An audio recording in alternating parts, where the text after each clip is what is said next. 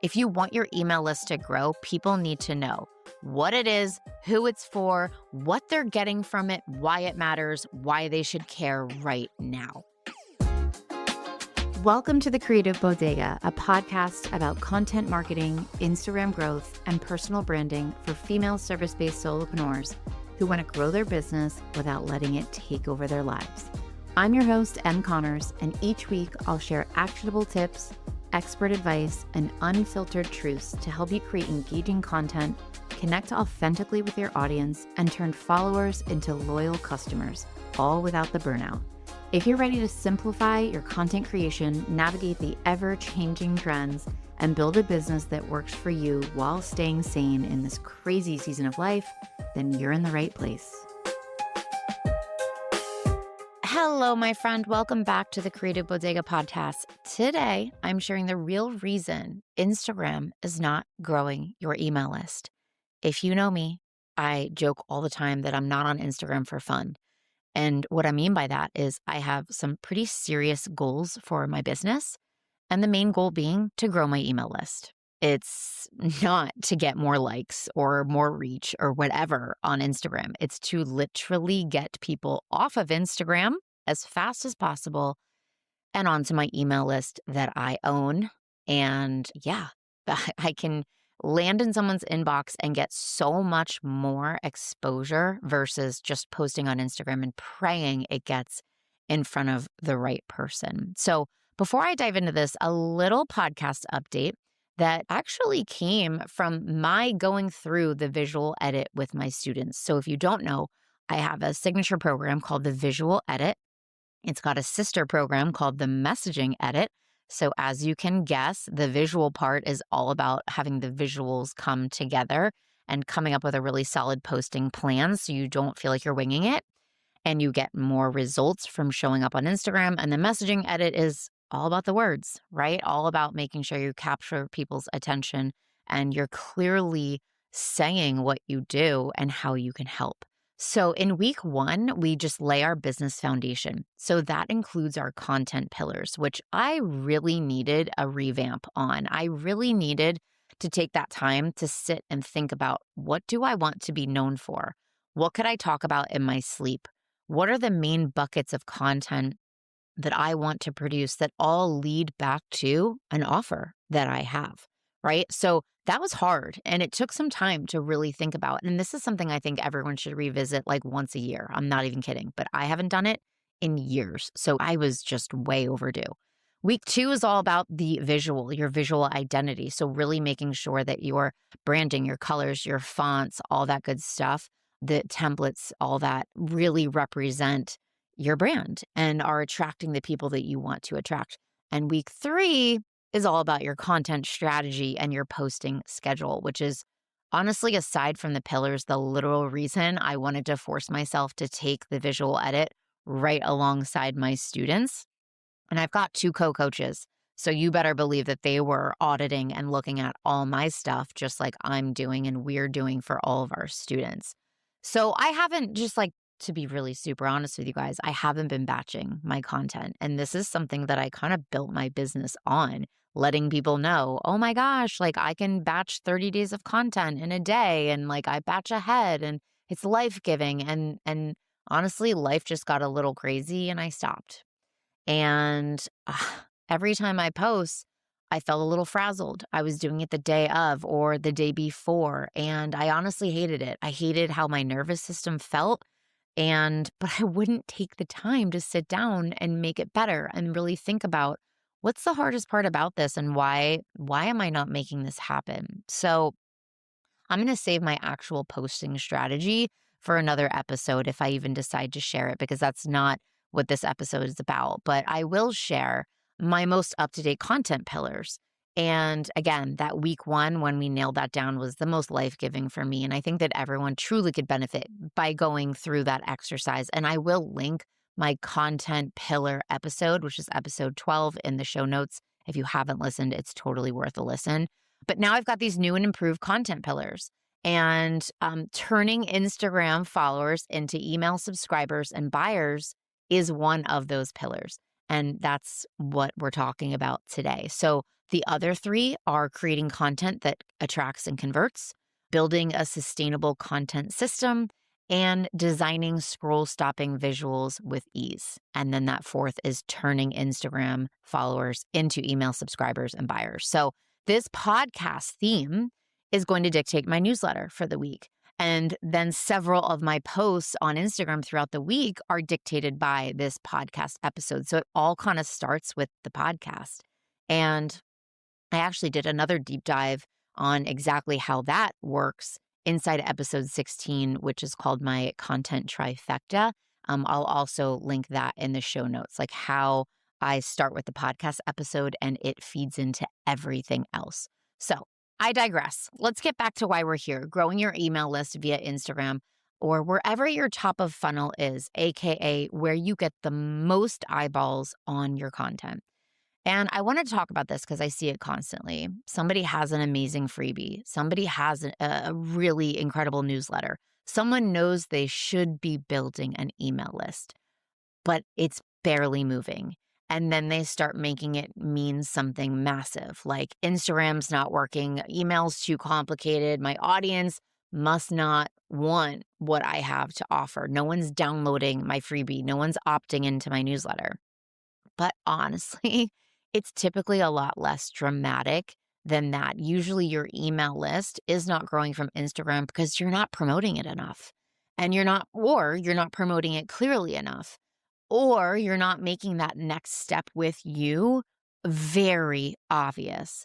And that is the issue, which to me is actually really good news because that is a way easier fix than convincing you that your business is broken. Okay. So this episode came straight from what I keep hearing. So I was reading through the responses in my intake form. I've talked about Google Forms. I have new students in live programs or new subscribers inside the Content Coven, new members fill out intake forms. And the responses that I get are content and copy gold for me. So inside Start and Grow Your Email List from Scratch, my live email program, these are the themes that kept popping up on the intake form. I don't know how to get people on my list. I don't know what to write in my newsletter. I'm worried that I won't stay consistent if I start a newsletter. The tech feels completely overwhelming to me. I don't know if my email list is converting, and I don't know if anyone is even opening my emails. And reading through all of that, I kept thinking, okay, totally valid. These are all very real email struggles. But underneath all of that is a lot of visibility issues, right? The list exists, the email list that you have, but barely. The freebie is technically there, but it's kind of collecting dust on the back end because we're never talking about. The newsletter is going out, but nobody really knows why they should care about it because we're not talking about the newsletter. And Instagram's being used for content, but not for movement or reaching our goals. Again, going back to Instagram is we're not there for fun. We are business owners and we have legit goals that we want to reach. So there's a disconnect because if your email list is living in your business, like a side note, it's not going to grow. Okay. So Instagram is not supposed to do the whole job. Instagram is phenomenal for visibility, right? It helps people find you. It helps them get to feel your vibe and feel like they get to know, like, and trust you. It helps them decide whether you and your content and your energy and your perspective are for them. And that matters. But email does a completely different job. Email gives you more room, way more room to nurture. So more room to teach, more room to build that trust, more room to sell without trying to cram everything into like a story frame on Instagram that disappears in 24 hours. And people do not automatically go from I follow her to I'm on her list, right? There has to be a bridge between those two. And that's the part that I think a lot of women business owners or just business owners in general, honestly, are missing. They're posting, they're showing up, they're being helpful, but they're not building a strong enough path from content to the next step. So the content's working in one lane and the list growth is sitting in another lane completely unattended. Okay. And that's why things feel really slow. Most people are under promoting their list by leaps and bounds. And this is probably the biggest point of this whole episode. You are likely under promoting your newsletter, your freebie, or both, to be really honest. You mentioned it once. It feels like a lot because you are seeing every post you make. But trust me when I tell you, your audience isn't. They missed the post. They forgot about the post. They wanted to opt in, they got busy, they forgot, they meant to come back later, they immediately got distracted. This is life and this is so normal, okay? So when people tell me, well, I do talk about it, and then I go to their feed, I look at their bio, I look at their last few posts, and I'm usually like, okay, like where? Oh, in that one post, you see that one? Yeah, click in there and then scroll down to the bottom of the caption. I said it there. And the caption's like 5,000 words long, okay? And I'm like, yeah. So if 3 to 5% of our audience is even seeing that post, I bet you it's 0.07% that are actually scrolling to the bottom of your dang caption, okay? So you need more touch points than that. And your newsletter cannot be the quietest part of your business, okay? And that's really what it comes down to. If you want your email list to grow, people need to know what it is, who it's for, what they're getting from it, why it matters, why they should care right now. That goes for a freebie, that goes for your weekly email, that goes for a wait list, that goes for anything. And no, I'm not saying that you need to turn your Instagram into one long, like, newsletter promoting, freebie promoting commercial, because please don't do that. Nobody's going to want that. But I am saying that the next step needs to feel built in. It needs to feel natural, relevant, and it needs to show up enough that your audience can connect the dots. Because some of you have a genuinely helpful newsletter and you are marketing it like a secret that no one's allowed to know about.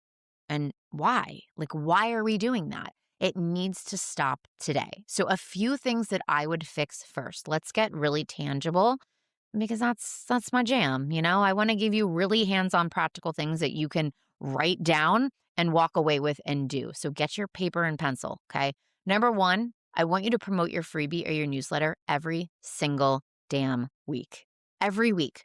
Not in a weird launchy way, not with like any kind of panic energy, and not like you're reinventing the wheel every 7 days. Just make it part of your rhythm. This could be a dedicated post, okay? A reel tied to the problem that the freebie solves, and then you promote the freebie.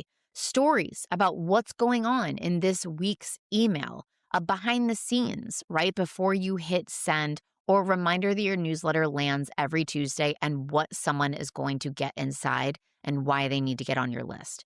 Simple is fine. Simple's actually very ideal, okay? And clear, but it has to be consistent enough that your audience knows this is a real part of your business that isn't going anywhere, and they need to be a part of it if they want to reap the benefits of it. Number 2, start asking, what is the next step that I can ask my audience to take after this post to get them on my newsletter or to get them on my email list? This question alone is going to make you take so much action. So before any post I make, I say, what do I want people to do after they read this? What is the final call? What is the call to action? Okay. Not every post needs a freebie call to action. That'll probably get old fast, but your content should lead somewhere. If you're talking about a specific struggle, is there a related resource that you could provide them? If you're teaching something useful, is there a way to invite people onto your list for more depth? If you're sharing a belief or a hot take, is there a newsletter they should be on if they want more of this conversation? A lot of people are creating incredibly amazing content that just ends, right? And that's the problem. Helpful content is not automatically strategic content. So if you want Instagram to support your list growth, then the content has to help people move there. Get on your list. Number 3, show the behind the scenes of your newsletter in your stories. I try to do this every week. This one is so easy, so underused. Talk about the email and what is inside before it goes out. Talk about the subject line. Talk about the content that's inside. Would you rather this subject or this subject? anything. Get people involved, right? Share a screenshot. Talk about a reply that you got to a newsletter that you already sent out. Give people a reason to feel like they're missing out on something amazing inside your newsletter. Because just saying, like, join my newsletter is not always compelling enough. But someone else's words, someone else's praise and love absolutely is often way more compelling to get people on your list. It makes them curious, it makes it feel very current, and it makes your newsletter feel very alive. And that shift really helps. Number 4, look at the messaging around the freebie itself, because obviously promotion matters a lot, but some of you are trying to grow your list with freebies that are so vague, so random, or completely disconnected from your offers. And then you're confused why people aren't signing up. Like, you're an OBM or online business manager and you're providing like weeknight recipes for me. Yes, that's something that could show up in your newsletter. I'm here for that. But for that to be a dedicated post or something where you get people to opt in is very confusing. Or the title sounds cute of your freebie, but it's very confusing. Or the topic is so broad, it's not compelling. We've talked about this a lot. In 2026, everything has to be specific, whether that's your headline or the name of your freebie. And if it doesn't connect to what you actually sell, you're just slowing things down. So the freebie should make immediate sense for your brand. It should be the next step, solve a real problem, and connect to your offers. And if it doesn't, that's probably a problem. I do think that I could easily create an entire podcast episode about freebies. And do me a favor, DM me if that's something you're interested in. What freebies to make, how to name them, how to consistently market them. Although we are kind of talking about that today, but you know what? I think it's something that we could all really benefit from. Okay, so another part that gets skipped all the time, I want you to sell the experience of being on your list. So people promote their freebies. They promote, the sign up pages, they promote the links. But why should someone want your emails in the first place? What do they get there that they don't get on Instagram? More depth, honesty, more behind the scenes, more strategy, first dibs on offers, more of a personal connection, more of a direct access to you as the expert. Talk about that more, because some of you are writing genuinely phenomenal emails that barely get mentioned. And they need to get mentioned more. It's not fair to you or that poor newsletter, okay? You're marketing the sign up, but really not the experience. And I think that's a miss. And if your email list is small, that's not a reason to hide it. I know that some people keep their list super quiet because they feel like it's too small, but please don't do that. Somebody posted in the Coven the other week, I only have 138 followers. Should I wait to start my email list till I have more followers? And I could not hop on to our community fast enough and say, absolutely effing not. Like, there is no perfect time. And in fact, it's even better if you're starting when your followers are smaller, because you're not going to get that many eyeballs on it. You can really get your feet wet and kind of not feel so much pressure, right? You don't need a giant audience to make email worth your time. You just need the right people, and you need a clear reason to join and the habit of actually keeping it super visual. And that is enough to get started. So if your email list isn't growing, I want you to check this first. Ask yourself, am I talking about my freebie or newsletter every single week in a dedicated post in my feed? Am I giving people a clear next step from my content to get them on my list? Am I using stories to make my email list feel current and worth joining? Am I talking about why my emails are valuable and not just dropping links? Is the freebie name clear, compelling, connected to my offers? And that's where I would look first, you guys, because most of the time, the problem is going to lie somewhere in there. So yeah, it's usually that your list is just too tucked away, not visible enough. And it's not being promoted in a way that makes it the next step to feel really easy. So that's the work. Okay. If this episode made you realize that your email list has been a little too hidden in your business, I have a free resource called the 5 Steps to Starting Your Email List that would be a really good place to start. That's honestly if you don't have a list yet. Or maybe you're collecting emails, maybe, but not nurturing them in a newsletter at all. And if you want more support with actually building and growing your email list and making it unstoppable and making it the difference maker between a business that's just kind of there or one that's honestly blossoming and blooming and reaping the benefits, you can also join the waitlist for my live program, Start and Grow Your Email List. Both are going to be linked in the show notes, obviously. That's what I've got for you today. Thank you so much for hanging out with me on the Creative Bodega podcast. Don't forget to rate and review this episode or my podcast in general if it hit home for you. And I can't wait to see you on the next episode. TTYL. Thanks so much for hanging out with me on the Creative Bodega podcast. If you love this episode, please be sure to share it with a fellow solopreneur who could use a little content creation inspiration. And hey, don't forget to check out the show notes for any resources I mentioned on the episode to help you create content that feels easy and actually gets you results. If you want even more Canva and content tips, head over to my website, thecreativebodega.com, or find me on Instagram under the same name. Until next time, keep creating, keep showing up, and most importantly, try and have a little fun with your content. I'll see you on the next episode.